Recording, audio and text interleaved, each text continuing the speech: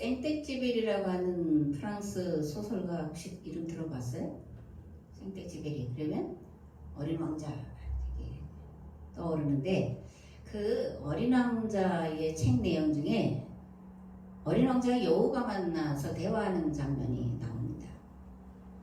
어린 왕자가 여우에게 묻습니다. 길들여진다라는 게 무슨 뜻이야? 그러니까 여우가 그건 너무나 자주 소홀히 다뤄지는 행위야. 관계를 맺는다는 뜻이지. 이렇게 이제 말을 해요. 그러니까 어린 왕자가 또 묻습니다. 관계를 맺는다고? 그러니까 여우가 이렇게 말합니다. 넌 아직도 나에게는 수십만 명의 다른 소년들과 다를 바 없는 작은 소년일 뿐이야. 난 내가 필요 없고 네 쪽에서 보면 네겐 내가 필요 없지. 네게 난 수십만 마리의 다른 여우와 다를 바 없는 한 마리 여우일 뿐이야. 하지만 네가 나를 길들이면 우리는 서로를 필요로 하게 되지. 나에게 넌 세상에서 유일한 존재가 되고 나 역시 내게 세상에서 유일한 존재가 되는 거야. 이렇게 말합니다. 그리고 나서 이제 여우와 어린 왕자가 이제 작별할 시간에 대해서 작별 인사를 나누면서 여우가 한 가지 비밀을 말해주겠다. 그러면서 이렇게 말합니다. 본질적인 것은 눈에 안 보여. 그건 마음으로 보아야만 잘 보여. 그런데 사람들은 이 진리를 잊어버렸어. 그래서 어린 왕자는 이 여우가 알려준 말을 잊지 않으려고 이제 되뇌입니다. 너의 장미가 그처럼 소중하게 된 건 내가 네 장미를 위해 소비한 시간 때문이야. 하지만 넌 잊지마. 넌 언제나 내가 길들인 것에 대해 책임감을 느껴야 해. 넌 네 장미에게 책임감을 느껴야 해. 이렇게 이제 여우가 말하는 것을 잊지 않으려고 어린 왕자가 되뇌인다. 이런 내용이 들어가 있습니다. 길들이다. 이런 말은 그게 듣기가 좋지 않죠. 그죠? 어감이 그렇게 좋지가 않습니다. 왜냐하면 누구를 일방적으로 이렇게 조종하려고 한다.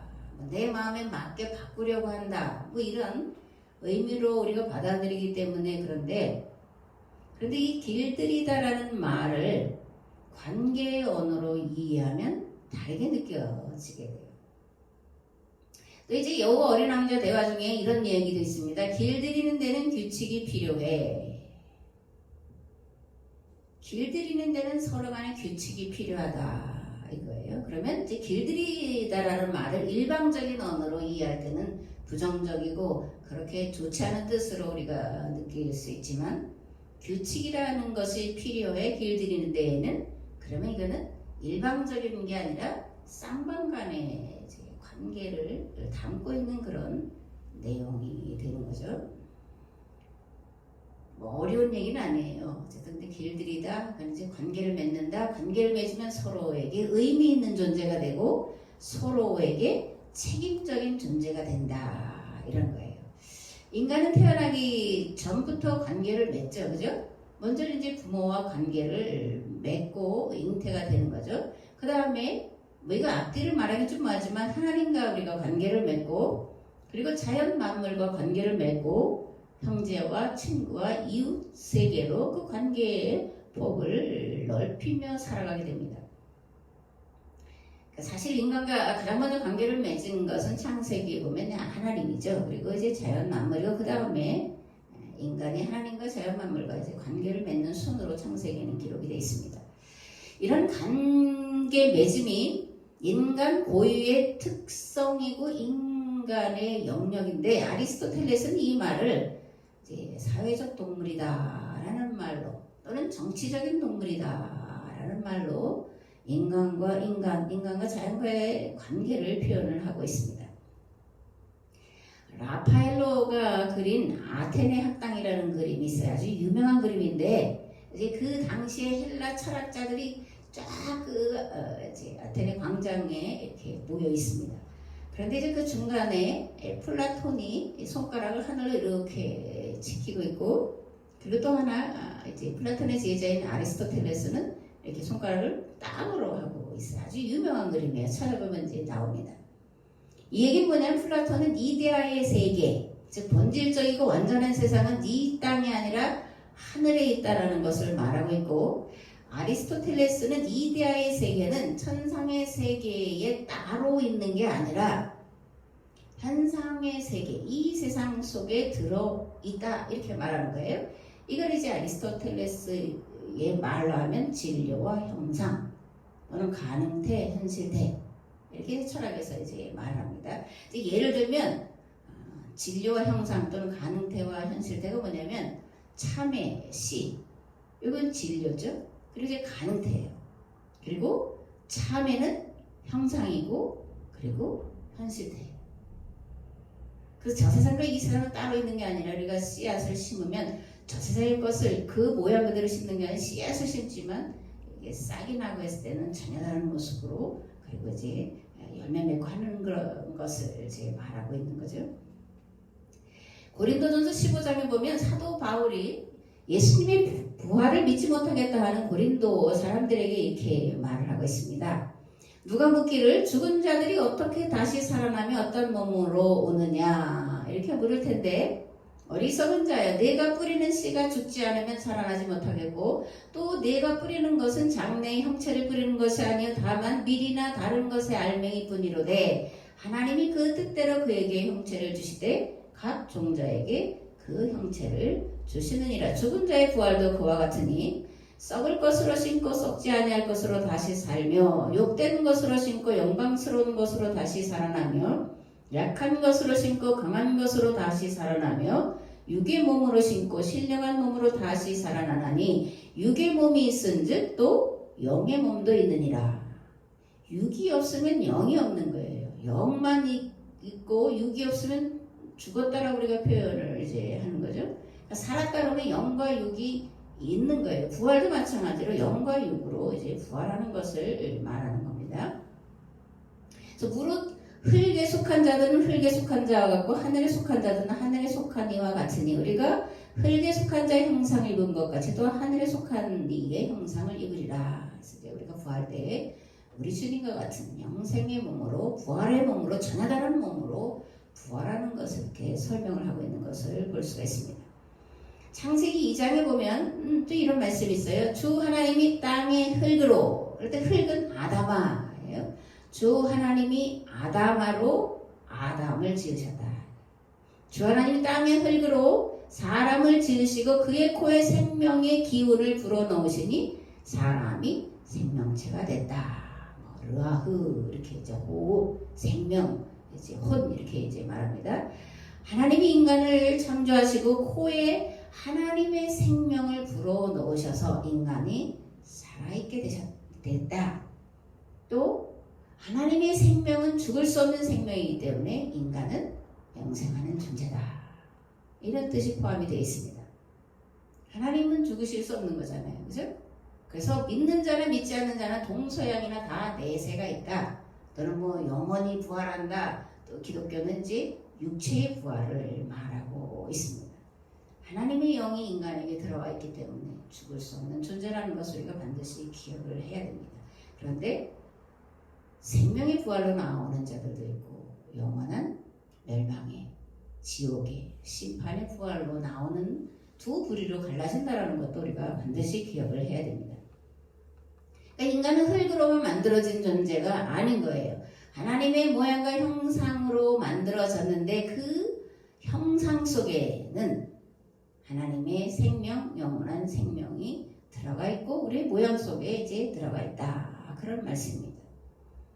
제가 이제 가끔씩 우리 사상이나 역사를 말하는데 우리의 사상 속에 우리의 고대의 신앙 속에 이 성경과 이렇게 합치되는 부분이 많아서 이제 우리의 사상을 말하고 있고 여러분들 지금 아시지만 어쨌든 세계가 어느 민족인지는 잘 모르고 동양으로 일단 왔어요. 21세기에 동양에 살 길이 있다. 동양에 어떤 뭐 신비한 뭐가 있다. 동양이 세상을 살릴 거다 해서 이제 찾아왔는데 중국으로도 가고 인도로도 갑니다.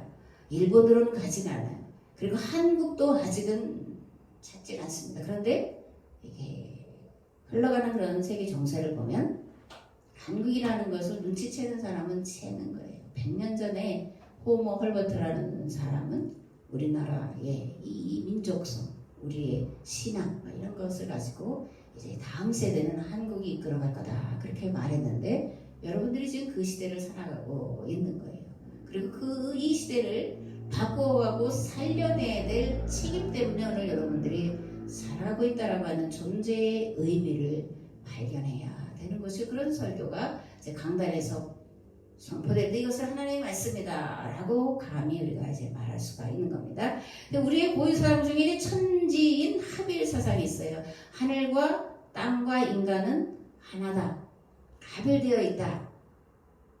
이런 사상인데 이것을 이제 인내천 또는 사인여천이라고 바꿔 말할 수가 있어요. 인내천이라는 말은 뭐냐면 사람이 곧 하늘이다 그런 거예요. 그러니까 사인여천은 뭐냐? 사람을 하늘처럼 섬겨라. 그래서 동학에서는 남녀 차별이 없어요. 빈부 차별도 없어요. 여인이 아이 가진 여인이 오면 내 하나님을 잉태한 자가 내 하나님의 어머니가 온다 이렇게 가르치고 이렇게 대하라고 말하고 있는데 이게 이제 우리 민족이 가지고 있는 유일신 사상, 이 천진합일 사상, 또 홍익인간 사상 속에 들어가 있는 사실 지상 최대의 가치관이고 사상이고 한 것을 우리가 알 수가 있습니다. 그래서 이러한 이제 사인여천, 인내천 이게 이제 그 동학의 교리인데 이 동학이라는 이름을 동학전쟁 이후에 이제 손병희 이런 어린이날 만든 손병희인가요, 그죠? 그분이 이제 천도교로 개칭을 해서 천도교가 우리 안에 있습니다. 그러니까 대순진리에 뭐 이런 것들 많이 이제 우리의 사상 속에서 끌어내는데 무속화 합쳐져서 그렇지 그런 걸 다 잘라낸다면 우리의 고유 사상, 유일신 사상이 들어가 있고 그 유일신 사상의 핵심이 이제 홍익인간이다, 또 제세이화다 이런 것을 우리가 발견해낼 수가 있습니다. 사람 대하기를 하늘처럼 대해야 돼요. 부모님 대하기를 하나님 대하듯이 하는 거예요. 성경은 부모님을 하나님으로 대하라는 거, 하나님 자체가 된다는 것이 아니라 하나님을 섬기는 그 섬김으로 부모를 섬기라는 거예요. 왜냐하면 부모를 통해서 축복이 이어지기 때문에 그러는 거예요. 부모가 아이를 위해서 축복하면 그 기도는 반드시 응답이 돼요. 기도하는 자의 자녀는 망하지 않는다는 말도 같은 의미가 담겨져 있습니다.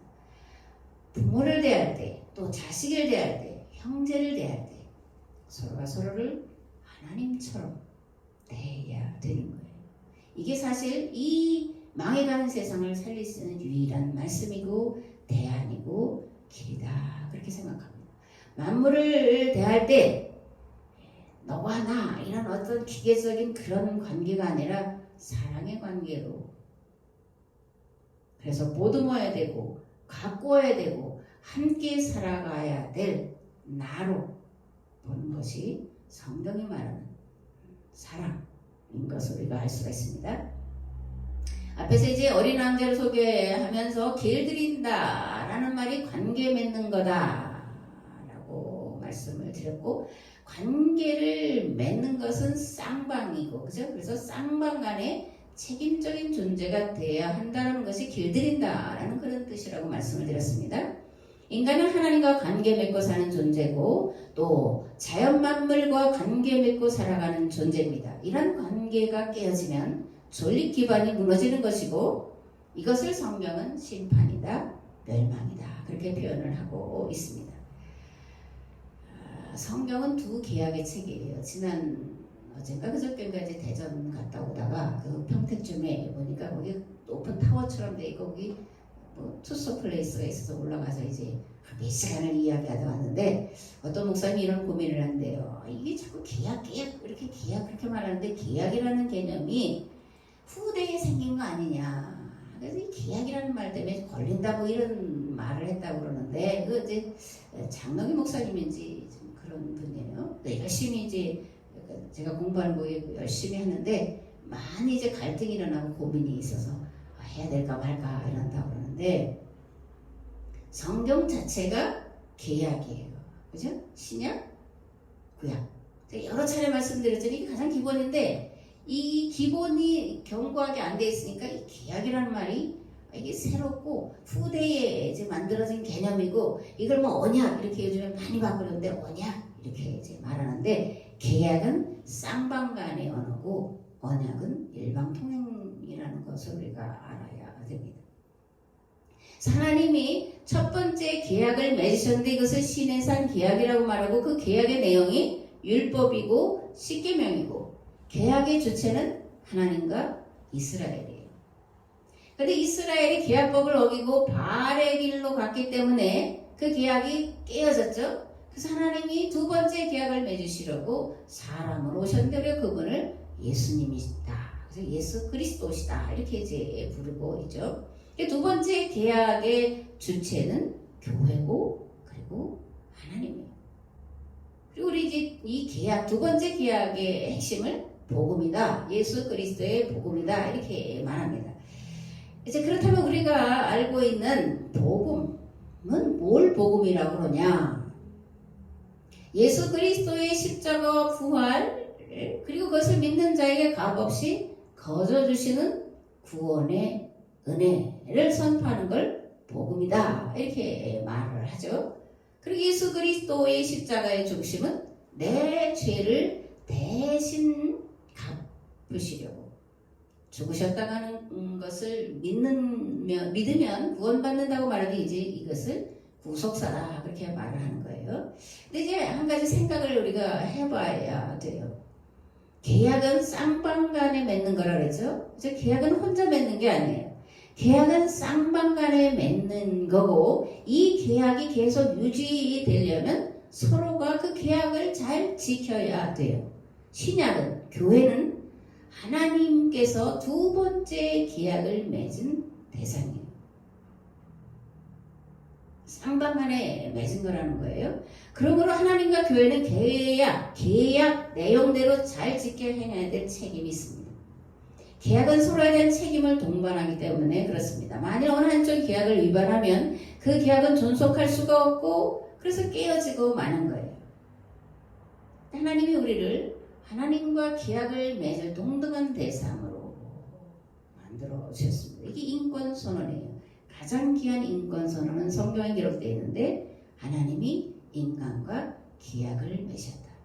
하나님이 인간을 하나님과 동등한 존재로 인정해 주셨다. 이게 인권선언이에요. 그렇게 안 볼 뿐이지. 인간은 책임적인 존재예요. 자유의지라는 것을 주셔서 하나님과 맺은 계약을 지킬 수 있도록 우리에게 하나님이 주신 거예요. 하나님과 자연만물과 인간 사이에 책임 있는 존재라는 거예요. 그래서 책임 있는 존재란 또는 책임적인 존재란 살아있는 존재라는 것이고 살리는 존재라는 뜻이고 이것이 우리 민족의 사상으로 말하면 천지인 합일 사상이고 성경으로 하면 계약이다 이런 겁니다. 오늘 우리가 겪고 있는 가장 심각한 문제가 뭘까? 관계가 깨어지고 있다는 거예요. 이미 관계가 깨어졌다는 거예요. 너와 우리의 관계가 깨어지고 오로지 나만 남았다는 것이 가장 심각한 문제입니다. 그러면 관계의 깨어짐은 어디서 온 거냐? 개인주의죠. 그죠? 개인주의.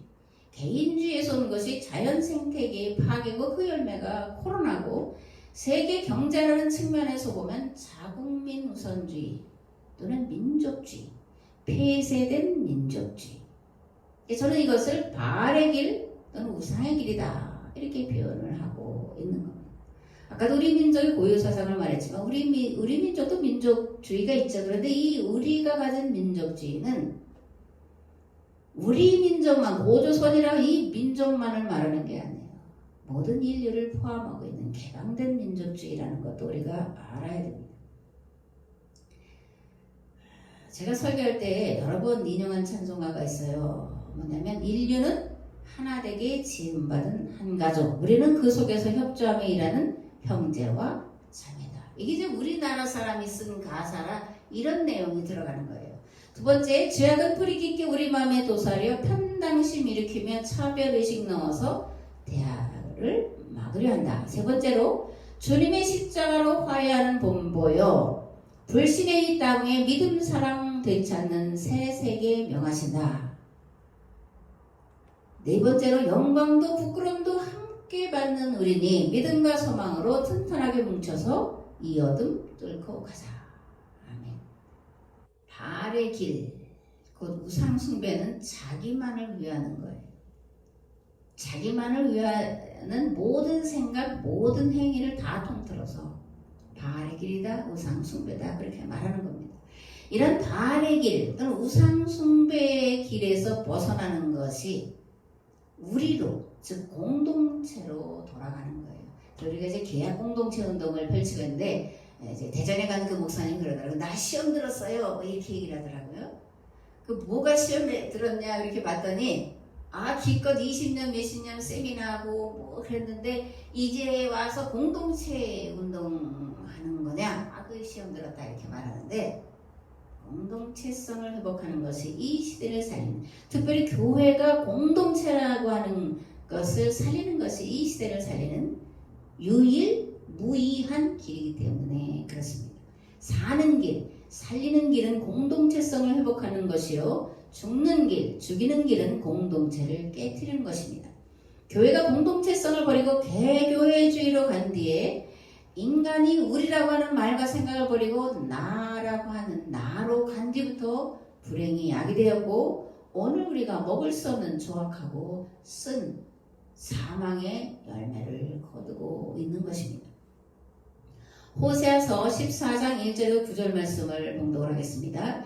이스라엘아 네 하나님 여호와께로 돌아오라. 네가 불의함으로 말미암아 엎드러졌느니라. 너는 말씀을 가지고 여호와께로 돌아와서 아뢰기를 모든 불의를 제거하시고 선한 말을 받으소서. 우리가 수송아지를 대신하여 입술의 열매를 주께 드리리이다.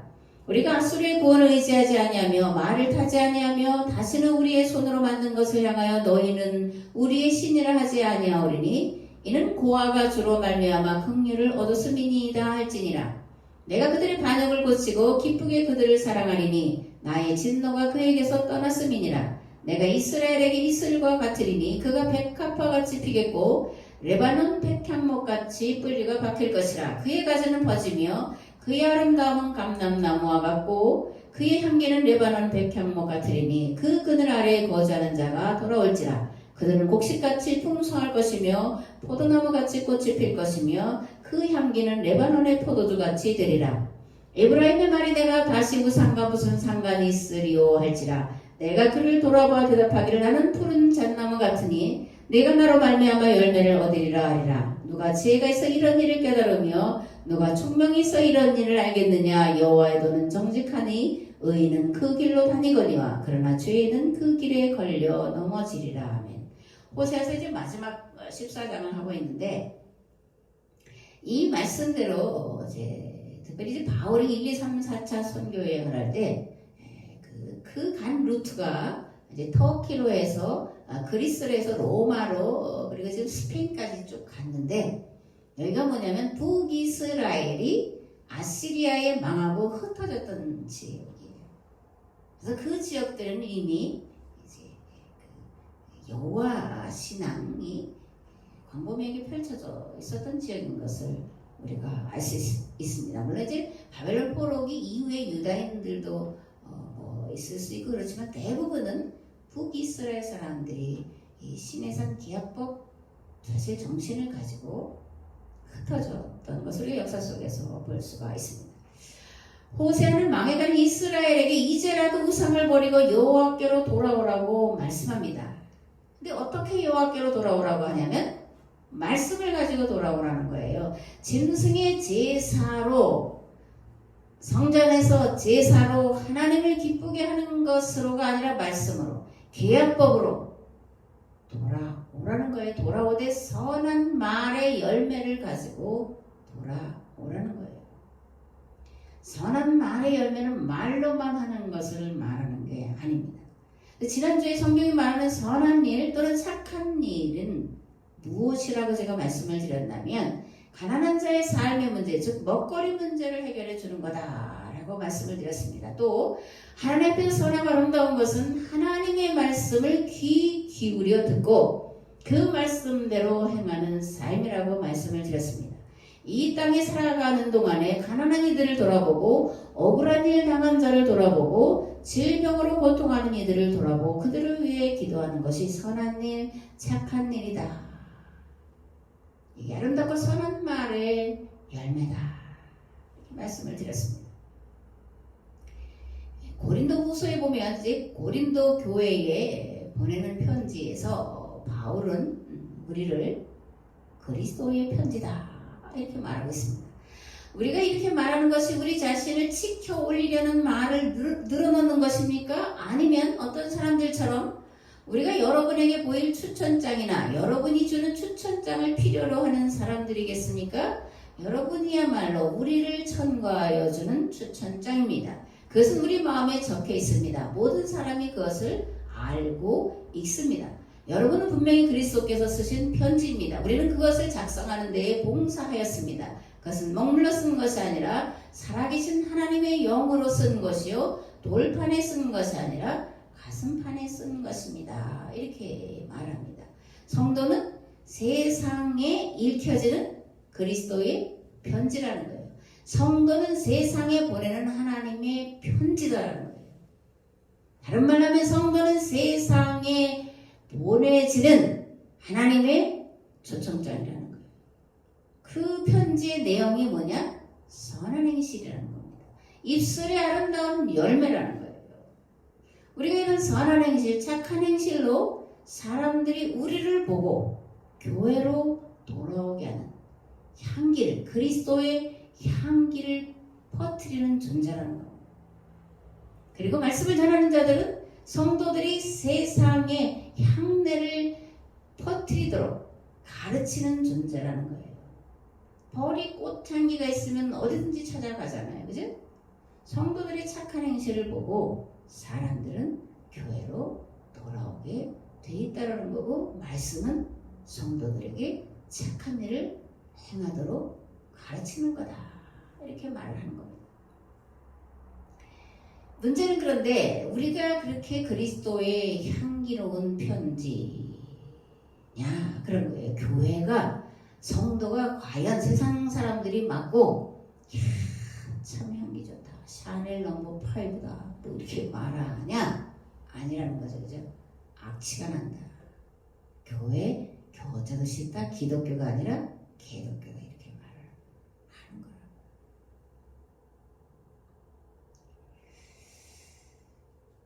교회, 내가 그리스도의 편지냐? 우리가 참 고민을 많이 해봐야 됩니다.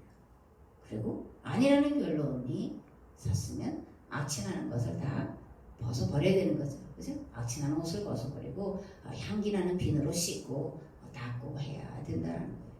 오늘날 온 세상이 당하는 불행, 그 불행의 씨앗은 어디서 뿌렸냐? 어디서부터 시작됐냐? 안 믿는 자들에게서 시작된 거냐? 아니라는 겁니다. 교회에서부터 시작된 거예요. 교회의 책임이에요. 믿는 자의 책임이에요. 이렇게 떠안는 설교가 많지 않아서 문제가 점점점 심각해지고 있는 겁니다. 묵은 것을 좋아하고 새 것을 싫어하기 때문에 그러는 거예요. 편안함과 안일함을 좋아하기 때문에 그러는 거예요. 전통과 정통이라고 하는 안일, 입으로만 주여 주여 하면 예수님의 십자가를 믿기만 하면 구원받는다고 하는 이 구속사 신학 때문에 이렇게 되는 거예요. 내 십자가는 아니고 예수님의 십자가라고만 생각하기 때문에 오늘 세상은 망해가고 있는 겁니다. 예수님이 누가복음에서 이렇게 말씀을 합니다. 새 옷에서 한 조각을 떼어내서 낡은 옷에다가 대고 깁는 사람이 없다. 그렇게 하면 그 새 옷은 찢어져서 못 쓰게 되고 또 새 옷에서 떼어낸 조각은 낡은 옷에 어울리지도 않는다. 새 포도주를 낡은 가죽 부대에 넣는 사람이 어디 있냐? 없다. 새 포도주는 새 가죽 부대에 넣어야 둘 다 보존된다. 묵은 포도주를 마시고 나서, 문제는 묵은 포도주를 마시고 나서 새 포도주를 원하는 사람이 없다. 묵은 포도주를 마신 까닭에 묵은 것이 좋다라고 말한다. 그냥 정통이라고 하는 그 안에 안주하려고 하는 것을 말해요. 새 시대가 이미 시작됐는데 옛 것을 자꾸 쫓아가고 옛 것으로 돌아가려고 하는 그런 바리새인, 서기관, 율법학자들의 성경 해석에 대해서 예수님이 이렇게 말씀을 하시는 거예요. 이 말씀은 어디서 했냐면 마태가 예수님이 이제 따라간다고 나서면서 자기 집으로 예수님과 제자들을 초청해서 음식을 많이 마련해 놓고 이제 잔치를 베풀었어요. 그랬더니 거기에 이제 많은 바리새인들이 와가지고 음식을 먹으면서 이제 이렇게 말을 하는 거예요. 세례요한의 제자들은 자주 금식하고 기도하는데 왜 당신의 제자들은 먹고 마시기를 즐기냐? 이렇게 예수님에게 이제 묻는 거죠. 설교자는 어떤 자여야 되냐면 옛것을 새롭게 하는 자예요. 옛것을 옛것대로 그대로 갖다가 주는 것이 설교자가 아니라 옛것을 가지고 새롭게 해석해서 주는 게 설교자. 이게 이제 온고지신이다 이런 말이죠. 하나님의 말씀을 전하는 것이 설교인데 그 하나님의 말씀이 뭐냐? 기록되어 있는 성경을 또는 전통이다, 정통이다라고 하는 것을 가져다가 새롭게 해석해서 들려주는 그 말씀이 설교고 그것을 하나님의 말씀이다 그렇게 말하는 거예요. 캐캐 묵은 딱딱하게 굳은 콘크리트와 같은 이게 장로교단을 말해서 뭐죠? 장로교 말하면 자기는 정통 보수, 합동 정통 보수 개혁 하여튼 정통 보수 개혁을 엄청 많이 외치는데 다 깨트려 버려야 될 거다라는 말이에요. 그 교단들의 이름은 다 허물어 버려야 될 거다라는 말입니다. 물론 장로교 목사나 누가 들으면 돌 던질지 모르겠지만 다 깨트려 버려야 되는 거예요. 왜? 새 시대인데. 새로운 시대고 이제는 우리가 새로운 것으로 새 말씀으로 성도들을 가르치지 않으면 세상은 망할 텐데 옛것으로 옛것만을 고집해서는 안 된다는 겁니다. 하나님의 말씀은 살아있는 말씀이기 때문에 그러는 거예요. 그 살아있다는 건 변화한다는 거예요. 시대가 변하고 인간의 언어가 변하면 옛날에 그 말대로 해서 알아들을 수 있는 말이 없어요. 제가 저번에도 말씀드렸지만 조선시대의 말을 오늘 우리에게 쓴다면 그거 누가 알아듣겠어요? 못 알아듣습니다. 한글도 조선시대에 28자를 맹간원에서 그렇게 해놓으면 뭔 소린지 몰라요. 읽기는 읽는데 그게 뭔 뜻인지를 모르는 거예요. 그래서 새롭게 해석을 해줘야 돼. 오늘의 말로. 설교 마찬가지입니다. 기록되어 있는 성경을 오늘의 말로 다시금 선포하는 게 설교고 그게 하나님의 말씀이라는 거예요. 그럼 오늘 살았고 운동력 있는 하나님의 말씀은 무엇일까? 공동체성을 회복하는 거다. 저는 그렇게 말씀을 드립니다. 서로를 돌아보아 부족함이 없도록 채워주는 희년 공동체를 이루라는 게 살아있는 하나님의 말씀이다. 이 시대에 향한 하나님의 말씀이다. 그렇게 말씀을 드립니다. 서로에게 길들여지라는 것이요. 서로에게 책임적인 존재가 되라는 것이요. 나만이 아니라 우리라고 하는 공동체에서 재산과 생명을 내어주는 생명관계를 맺으라는 거예요. 그는 인간과의 관계, 하나님과의 관계만이 아니라 만물과도, 그래서 천지인 하빌사상, 우리의 역사뿐만이 아니라 성경도 해석해내야 된다. 이것이 살아있는 하나님의 말씀이다. 그렇게 말씀을 드리고 있습니다. 부활이 없다가는 사두개파 사람들이 예수님을 이제 시험하려고 왔다가 이제 깨어진 게 이제 제가 말씀드린 그 앞부분에 있어요. 그런데 이번에 이제 바리새인들이 예수님을 시험하려고 왔어요. 그래가지고 이제 이렇게 묻습니다. 율법 가운데 어느 계명이 크냐? 요렇게 질문을 던진 건 그 당시에 예수님 당시에 율법 가운데 가장 큰 계명은 안식일법이다. 이렇게 가르쳤기 때문에 이제 이 질문을 던진 거예요. 그러니까 예수님이 뭐라고 말씀하시냐면 내 마음을 다하고 내 목숨을 다하고 내 뜻을 다하여 주 너의 하나님을 사랑하여라 하였으니 이것이 가장 중요하고 으뜸가는 계명이다. 둘째 계명도 이와 같은데 내 이웃을 내 몸과 같이 사랑하여라 하는 것이다. 이 두 계명에 온 율법과 예언서의 본뜻이 달려있다. 하나님이 세상을 창조하셨는데 사랑의 관계로 창조하셨다는 얘기입니다. 하나님과 사랑과 자연은 그러므로 사랑의 관계 안에서만 살아야 돼요. 사랑의 관계가 깨어지면 만물은 존재할 수가 없습니다. 나도 존재할 수가 없고 이 세상도 존재할 수가 없는 거예요. 신약은 그것을 사랑이다. 십자가를 그래서 사랑이다 이렇게 말합니다. 십자가는 사랑이에요. 근데 문제는 이 십자가의 사랑을 그냥 우리는 입으로만 고백하고 예수님은 십자가 지고 여전히 가시라고 그러고 그러니까 가톨릭 보세요. 그 십자가에 보면 그 안에 뭐가 있어요. 예수님의 달리신 것만 있어요. 부활하시고 이미 성령 우리 가운데 와 계신 예수님을 말하자면 그 십자가에 달린 예수. 그것만 가지고 있어요. 예수님은 부활하셨고 오순절 성령 강림의 사건을 통해서 우리 안에 와 계시는 거예요. 그래서 하나님과 내가 하나가 되는 거예요.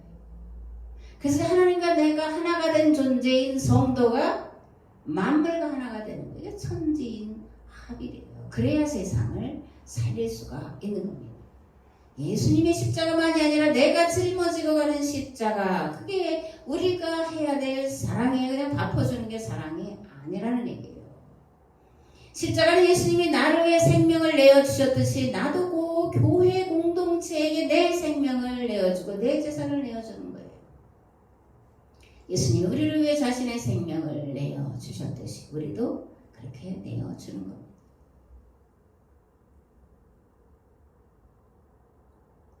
그리고 믿는 우리에게 너희도 나와 같이 세상을 살리라고 하셨기 때문에 우리도 세상을 살리는, 생명을 주어서 살리는 존재가 돼야 된다는 겁니다. 이게 새 계약의 내용이에요. 이런 사랑이 교회 공동체 안에서 살아날 때 세상을 살릴 수 있습니다. 예수님이 그 계약을 지키고 계시듯 우리도 그 계약을 성실하고 진실하게 지켜나가고자 할 때 세상을 살릴 길이 열리는 거예요. 그런데 만일, 그죠? 우리가 하나님과 맺은 사랑의 계약, 십자가의 계약을 지키지 않으면 계약은 파괴되고 믿는 우리는 구원받을 것 같지만 심판받고 영원한 멸망에 빠지게 된다는 거예요.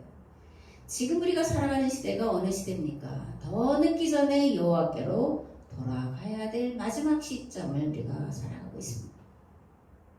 호세아서가 지금이라도 돌아오라고 눈물로 외쳤지만 그들은 돌아오지 않아서 결국은 망해버렸는데 오늘 우리도 말씀을 따를 것이냐 이전의 방식대로 살 것이냐 선택해야 되는 마지막 시점에 와 있고 우리가 교회가 어떤 선택을 하느냐에 따라서 세상이 살 거냐 죽을 거냐라는 것이 달려있다는 겁니다. 만약 우리가 이제까지 살아온 방식대로 살고자 하면 세상은 멸망에 이르고 말 것입니다. 그러나 이제라도 우리가 말씀으로 돌아가 예수님이 나를 위해 십자가에서 생명을 내어주셨듯이 이 세상을 살리기 위해서 내 생명을 기꺼이 내어놓고자 할 때 하나님 우리의 생명을 받으셔서 이 세상을 살리도록 역사해 주실 줄을 믿습니다. 아멘.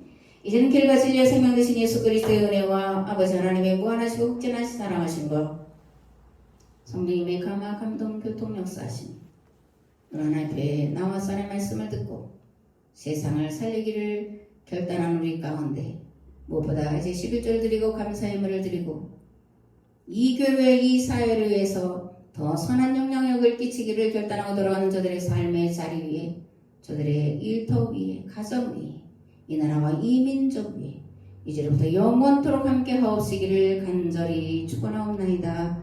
아멘.